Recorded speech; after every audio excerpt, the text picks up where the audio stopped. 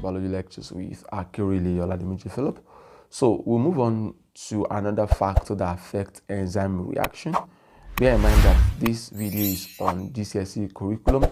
However, even whether you're doing GCSE or not, the content of this video is still relevant in any topic in biology. All right, I mean any curriculum. Now, the next is the effect of pH. The pH talks about the acidity or the alkalinity of a solution. Now, the optimum pH for most enzymes is 7. That's like neutral. If you can remember the pH scale, it ranges from 1 to 14, then 7 here is the neutral. As you move down here, it has more acidity. As you move up here, that's more alkalinity. Now, most enzymes prefer to work around 7, 8, thereabout. Now, but some enzymes, such as the what? Pepsin, produced in the stomach, pepsin, have a lower optimum pH around here. That's 2. And some that are produced in alkaline conditions, such as duodenum, have a higher pH of around 8 or 9, around here.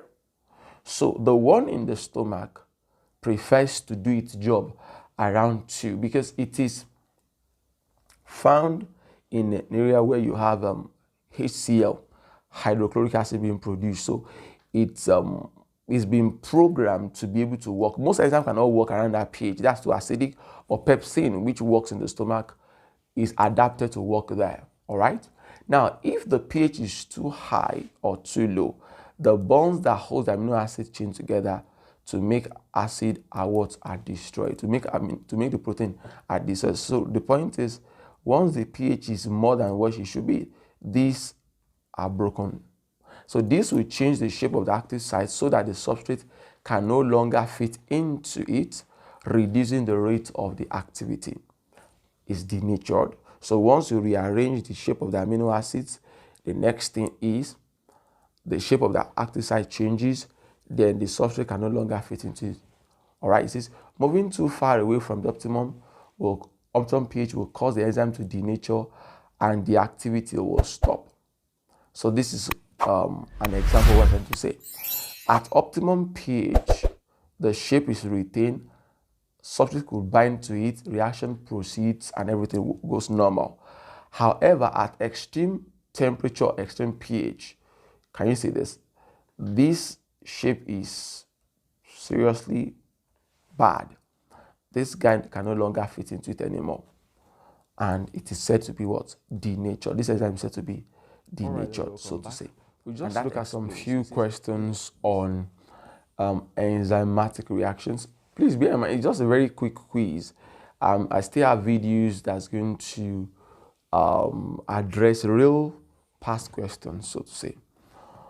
All right, so what are enzymes? Please remember, like I always tell you, pause the video, attempt the questions, then you play the video to hear what I'm going to say. These are what protein that act as biological catalyst. So this is the answer to that. Then the next one says, what happens to an enzyme when its active site changes its shape irreversibly?